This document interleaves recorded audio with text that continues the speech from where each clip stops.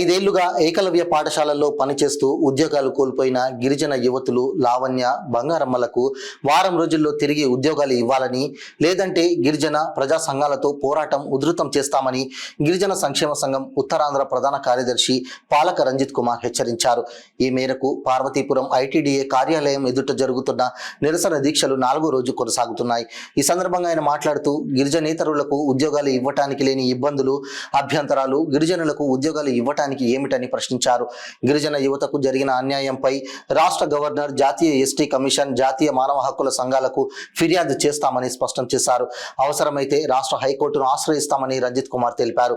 ఈ కార్యక్రమంలో ఉద్యోగం కోల్పోయిన గిరిజన యువతులు బంగారమ్మ, లావణ్యతో పాటు గిరిజన విద్యార్థి సంఘం జిల్లా అధ్యక్షులు పల్లా సురేష్, గిరిజన అభ్యుదయ సంఘం జిల్లా అధ్యక్షులు ఆరిక చంద్రశేఖర్, కోలక మల్లేష్ తదితరులు పాల్గొన్నారు.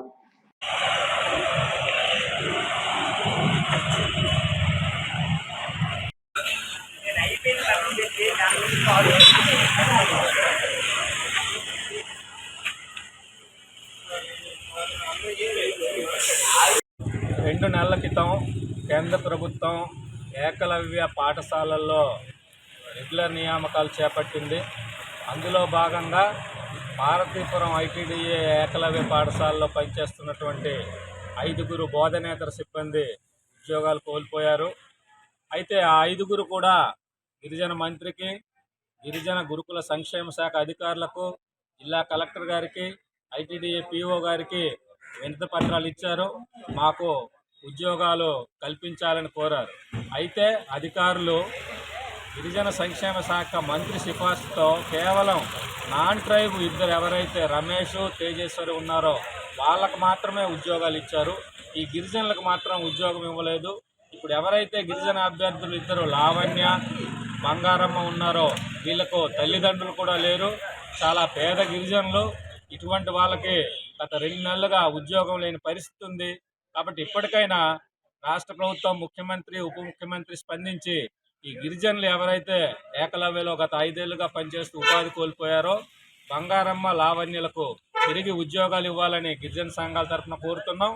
వారం రోజుల్లోగా వాళ్ళకు ఉద్యోగాలు ఇవ్వాలని అందరికీ విజ్ఞప్తి చేస్తున్నాం. లేదంటే ఖచ్చితంగా భవిష్యత్తులో అన్ని గిరిజన సంఘాలను కలుపుకొని, ప్రజా సంఘాలను కలుపుకొని పోరాటాలని విస్తృతంగా, ఉధృతంగా నిర్వహిస్తామని తెలియజేస్తూ, ఇదే సందర్భంలో రాష్ట్ర గవర్నర్ గారికి, జాతీయ ఎస్టీ కమిషన్కి, జాతీయ మానవ హక్కుల సంఘానికి, అవసరమైతే ఆంధ్రప్రదేశ్ హైకోర్టును కూడా ఆశ్రయిస్తామని ఈ సందర్భంగా తెలియజేస్తాం. నా పేరు పండిత్ బంగారమ్మ. మాది పీకోనవలస దగ్గర గంగంద్రవలస విలేజ్. నేను గత 5 సంవత్సరాలుగా కొట్టిపెంట స్కూల్లో పనిచేస్తున్నాను. అదేవిధంగా నాతో పాటు దేవుపల్లి తేజేశ్వరి అన్న అమ్మాయి కూడా చేస్తుంది. ఆ అమ్మాయి కూడా 2019లోనే జాయిన్ అయింది. జూన్ మంత్లో జాయిన్ అయింది. నేను 2019 జూలై మంత్లో జాయిన్ అయ్యాను. ఆ అమ్మాయికి నాకు మంత్ తేడా. కానీ ఇప్పుడు ఏంటంటే 5 సంవత్సరాలు మేము చేసిన తర్వాత మా ప్లేసెస్లోకి రెగ్యులర్ వాళ్ళు వచ్చి రావడం వలన మా ప్లేసెస్ ఎఫెక్ట్ అయ్యాము. ఎఫెక్ట్ అయిన తర్వాత మా ప్లేసెస్ ఎఫెక్ట్ అవ్వడం వల్ల మేము గురుకులంకి వెళ్ళి మేము ఎఫెక్ట్ అయ్యాము. మాకు వేరే ఇన్స్టిట్యూట్లో ప్లేసెస్ ఇప్పించండి అని అడిగాము. అడిగితే జేఎస్ సార్ అనమాట, మీకు వేరే ఇన్స్టిట్యూట్స్లో ప్లేసెస్ ఇస్తామని చెప్పారు. కానీ ఇప్పటి వరకు 1 మంత్ అవుతుంది మేము స్కూల్స్ నుంచి రిలీవ్ అయ్యి. కానీ ఇప్పటికీ కూడా మాకు ప్లేస్మెంట్ అనేది ఇవ్వలేదు. కానీ మాకు గిరిజనులకు ఇవ్వకుండా గిరిజనేతరులకైతే ఇచ్చారు 2 పోస్టులు. అది కూడా మా రిక్రూట్మెంట్లో లేని పోస్ట్ వాళ్ళకి ఎస్ఎస్ఏగా వేశారు. అయితే వాళ్ళే సీనియర్సా, మేము కాదా? మేము కూడా వాళ్ళలాగే పనిచేసాం కదండి. అదేవిధంగా సీనియర్స్ ఎవరనేది పక్కన పెడితే ఎవరు స్కూల్కి ఎక్కువ సర్వీసెస్ ఇచ్చారనేది కూడా చూడాలి కదా. అది సర్వీస్ కూడా చూడట్లేదు. ఇప్పుడు ఒకసారి ఎవరైనా సరే, ఏ ఆఫీసర్ వచ్చినా సరే 2019 నుండి జాయిన్ అయ్యాం కాబట్టి ఇద్దరి పేరు మీద ఉన్నటువంటి అటెండెన్స్ కానీ, సర్వీస్ కానీ ఏదైనా చూడొచ్చు. ఎవరు ఎక్కువ సర్వీస్ ఇచ్చారనేది కూడా చూడండి. అదేవిధంగా ఈ ఉద్యోగం కోల్పోవడం వల్ల ఏంటంటే ఇప్పుడు నా మీదే మా అన్నయ్య, మా అక్క, నేనే చూసుకోవాలి. నాకు తల్లిదండ్రులు ఎవరూ లేరు.